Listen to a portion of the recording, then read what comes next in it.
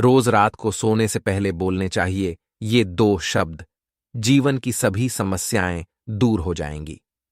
दोस्तों, इस प्राचीन कथा के माध्यम से हम आपको बताते हैं कि रोज रात को सोने से पहले कौन से 2 शब्द बोलने चाहिए, इन शब्दों का इतना महत्व क्यों है और ये 2 शब्द बोलने से कौन कौन से फल मनुष्य को प्राप्त होते हैं। तो इसे जानने के लिए आप इस प्राचीन कथा को पूरा जरूर सुने। इस कथा को सुनने मात्र से ही मनुष्य के जीवन के सभी कष्ट समाप्त होते हैं। तो चलिए शुरू करते हैं। एक समय की बात है, प्राचीन काल में मेघमकर नाम की अत्यंत शोभायमान नगरी थी। उस नगरी में सुनंद नाम का एक अत्यंत विद्वान ब्राह्मण रहता था। वह ब्राह्मण ब्रह्मचार्य व्रत का पालन करने वाला, अहंकार से रहित, वेद शास्त्रों में प्रवीण, जितेंद्रिय तथा भगवान श्री कृष्ण का शरणागत था। वह नित्य भगवान श्री कृष्ण की पूजा आराधना किया करता था। फिर एक दिन उस ब्राह्मण ने गोदावरी नदी पर स्थित सभी तीर्थों की यात्रा करने का निश्चय किया और वह कुछ साथियों के साथ तीर्थ यात्रा पर निकल गया। वह गोदावरी नदी के किनारे पर स्थित विरज तीर्थ, तारा तीर्थ, कपिला संगम, अष्ट तीर्थ तथा अंबिकापुरी आदि तीर्थों का दर्शन करते हुए वह विवाह मंडप नाम के नगर में पहुंच गया। उस नगर में पहुंचने पर वह उस नगर के प्रत्येक घर में जाकर ठहरने के लिए स्थान मांगने लगा।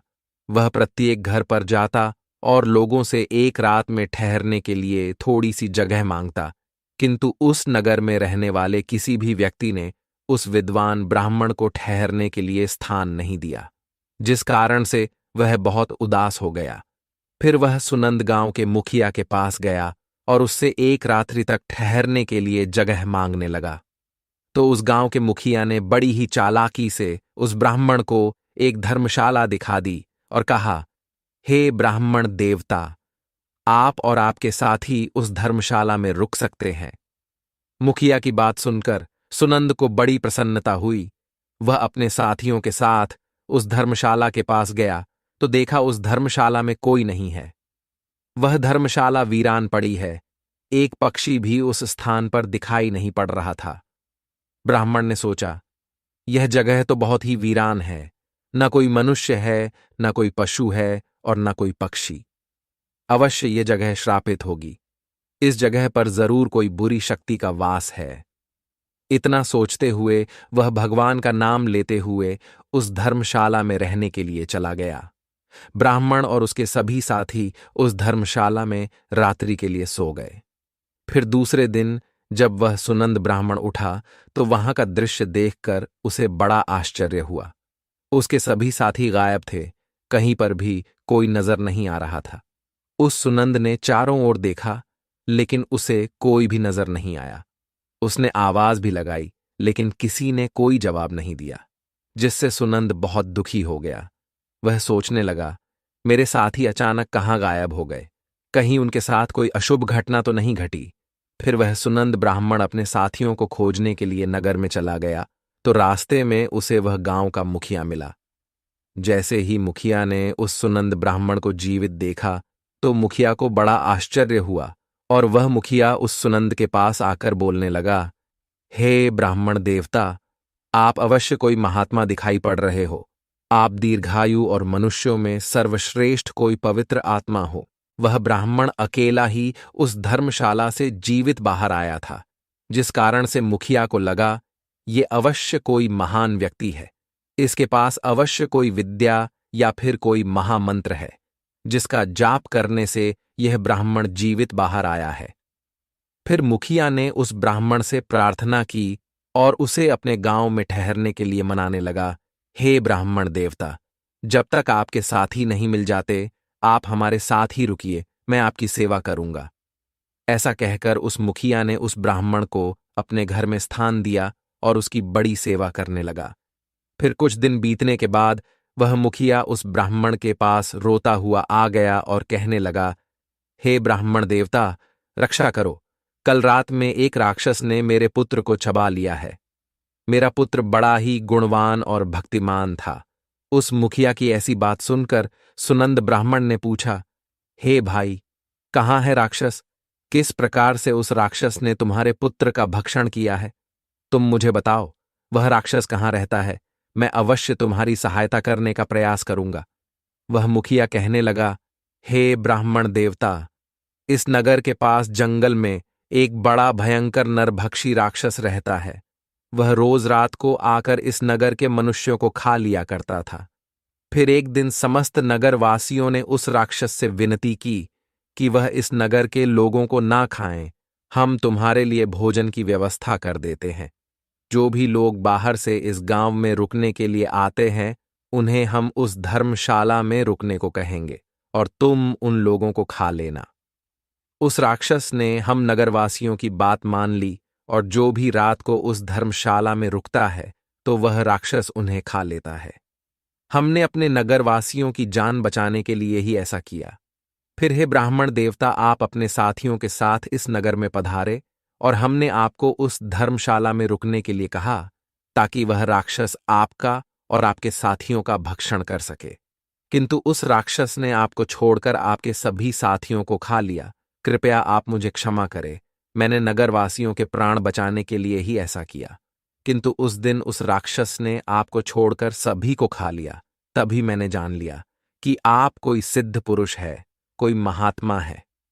वह मुखिया आगे कहता है, हे ब्राह्मण देवता, कल रात को मेरे पुत्र का एक मित्र आया था, किंतु मैंने उसे पहचाना नहीं और उसे भी ठहरने के लिए उस धर्मशाला में भेज दिया।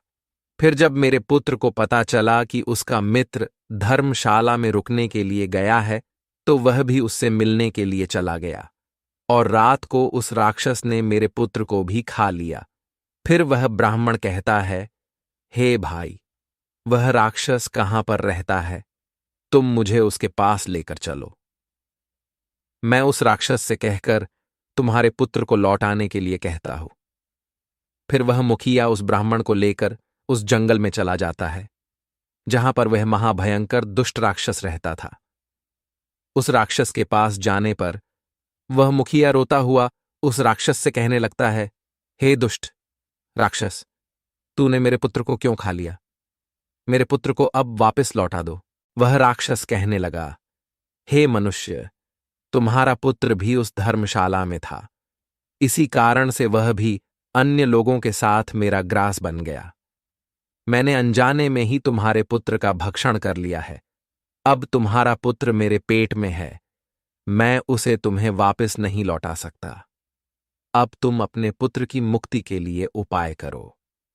फिर वह मुखिया कहता है, हे राक्षस, अब तुम ही बताओ, मैं अपने पुत्र की मुक्ति के लिए क्या उपाय करूं? उसका मृत शरीर भी मेरे पास नहीं है, तुमने उस चबा लिया है। मैं अपने पुत्र के शरीर को कैसे प्राप्त करूं? फिर वह राक्षस कहने लगता है, इसके लिए मैं तुम्हें उपाय बताता हूं। इस नगर में एक ब्राह्मण देवता आए हैं। उस रात वे एक मंत्र का जाप कर रहे थे, जिस कारण से मैं उन्हें खा न सका।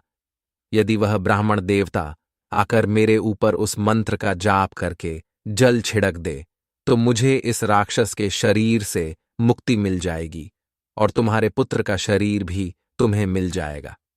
तब उस मुखिया के साथ खड़ा वह सुनंद ब्राह्मण कहने लगता है, हे राक्षस, वह ब्राह्मण मैं ही हूं जिसे उस रात तुमने नहीं खाया। फिर वह राक्षस उस सुनंद की ओर देखता है और प्रणाम करते हुए कहता है, हे ब्राह्मण देवता, आपके दर्शन करके मैं धन्य हुआ। कृपया आप मुझे इस श्राप से मुक्ति दिलाओ। मैंने इस राक्षस का शरीर धारण करके बहुत पाप किए हैं। तब वह ब्राह्मण कहता है, हे राक्षस, तुम मुझे बताओ, किस कारण से तुम्हें यह राक्षस का शरीर प्राप्त हुआ है? तब वह राक्षस कहने लगता है, पहले के समय में मैं एक किसान था। इसी नगर के पास में मैं खेती किया करता था। एक दिन मेरे खेत के पास में एक गिद्ध एक जीवित मनुष्य पर हमला करके उसे खाने लगा था। तभी उस स्थान से एक तपस्वी जा रहे थे। उन्होंने इस दृश्य को देखा तो वे दूर से ही उस मनुष्य को बचाने का प्रयास करते हुए उसके पास आ गए। तो वह गिद्ध उस मनुष्य को उठाकर आकाश में उड़ गया। उस तपस्वी को मेरे ऊपर बहुत गुस्सा आ गया और उन्होंने मुझे श्राप देते हुए कहा, अरे दुष्ट पापी मनुष्य, तेरे सामने वह गिद्ध उस कमजोर मनुष्य को खा रहा था, किंतु तूने उसकी सहायता नहीं की। तू तो नरक में जाने के ही योग्य है। जो मनुष्य समर्थ होकर भी दीन तथा भयभीत लोगों को कष्ट में देखकर भी उनकी सहायता करने नहीं जाता, उसे यमदूत कुंभीपाक नरक में गिराते हैं। जो शक्तिशाली होकर भी चोर आदि के चंगुल में फंसे हुए मनुष्य को नहीं छुड़ाता, वह नरक में पड़ता है और दूसरे जन्म में भेड़िया बनता है। जो बाघ, सर्प, राक्षस, भूत, बेताल आदि के द्वारा घायल हुए मनुष्य की सहायता नहीं करता, उसे हत्या का ही पाप लगता है। अरे दुष्ट, तू उस मनुष्य की मदद कर सकता था, किंतु तूने नहीं की, इसीलिए तू भी महापापी ही है। इसीलिए मैं तुझे श्राप देता हूं कि तू राक्षस हो जा। उस तपस्वी के द्वारा मुझे श्राप दिए जाने पर मैं बहुत घबरा गया और मैंने उन तपस्वी से क्षमा याचना की। मैंने कहा, हे तपस्वी, मेरा ध्यान खेत की रक्षा करने में था, इसीलिए मेरा ध्यान उस गिद्ध पर नहीं था। मैंने जानबूझकर ऐसा नहीं किया है, कृपया आप मुझे क्षमा करो। तब उस तपस्वी ने मुझे क्षमा कर दिया और कहा, जब कोई सिद्ध ब्राह्मण मंत्र का जाप करके तुम्हारे ऊपर जल छिड़क देगा, तब तुम्हें इस राक्षस के शरीर से मुक्ति मिलेगी। राक्षस के द्वारा इस प्रकार से कहने पर उस ब्राह्मण देवता को सारी बात समझ में आ गई और उस ब्राह्मण देवता ने अपने हाथ में जल लिया और उस दिव्य मंत्र का उच्चारण किया और वह जल उस राक्षस पर छिड़क दिया। शरीर पर जल पड़ते ही वह राक्षस जमीन पर गिर पड़ा और उसका शरीर उसी क्षण नष्ट हो गया और उसके अंदर से सभी मृत लोगों का शरीर बाहर पड़ा। उसमें उस मुखिया के बेटे का भी शरीर था। उस मंत्र के प्रभाव से उस राक्षस को और उसके पेट के अंदर के सभी मनुष्यों को एकदम से मुक्ति मिल गई और सभी दिव्य विमानों में बैठकर विष्णु लोक को जाने लगे। फिर उस मुखिया ने अपने पुत्र को अंतिम विदाई दी और उस ब्राह्मण की ओर देखते हुए उसे प्रणाम करके कहने लगा, हे ब्राह्मण देवता, कृपया आप मुझे बताइए वह कौन सा मंत्र है जिसका आप रोज जाप करते हैं, जिसके प्रभाव से उस दुष्ट राक्षस को भी मुक्ति मिल गई। वह ब्राह्मण कहने लगता है, हे भाई, यह मंत्र मुझे मेरे गुरु के द्वारा प्राप्त हुआ है। जो भी मनुष्य रोज रात को सोने से पहले इस मंत्र का उच्चारण करता है, उसे किसी चीज का भय नहीं रहता, उसके सभी कष्ट समाप्त हो जाते हैं। भूत, प्रेत, राक्षस, चुड़ैल, पिशाच आदि बुरी शक्तियां पास नहीं आती हैं। वह मंत्र इस प्रकार है, हर हर मुकुंदे। मैं रोज रात को सोने से पहले इस मंत्र का उच्चारण करता हूं। इस मंत्र के उच्चारण से मन को शांति मिलती है, मन से हर प्रकार का भय नष्ट होता है, जीवन की सभी समस्याएं समाप्त हो जाती हैं। जो भी मनुष्य इस मंत्र का रोज रात को उच्चारण करता है, उसे सुख, समृद्धि और धन संपत्ति प्राप्त होती है। जो भी उसकी कामना हो वह पूर्ण हो जाती है। इस मंत्र को सुन लेने मात्र से ही मनुष्य के पाप नष्ट हो जाते हैं। इसका जाप करने से जन्म जन्मों के पाप नष्ट होते हैं। इस प्रकार से उस ब्राह्मण ने उस मुखिया को वह अत्यंत चमत्कारिक मंत्र बताया और फिर वह मुखिया नित्य उस मंत्र का जाप करने लगा। तो दोस्तों, इस प्रकार से इस एक शक्तिशाली मंत्र के उच्चारण से उस ब्राह्मण को वह राक्षस भी खा न सका। इस मंत्र के प्रभाव से उस राक्षस को भी मुक्ति मिल गई। आप भी रोज रात को सोने से पहले इस मंत्र का उच्चारण अवश्य करें। ये कथा आपको कैसी लगी कमेंट करके जरूर बताएं। अगर यह जानकारी आपको अच्छी लगी तो वीडियो को लाइक जरूर करें, कमेंट में जय श्री कृष्ण जरूर लिखें, साथ ही चैनल को सब्सक्राइब करें ताकि ऐसी ही आध्यात्मिक और रहस्यमयी जानकारी आपको प्राप्त हो सके। आप सभी का धन्यवाद।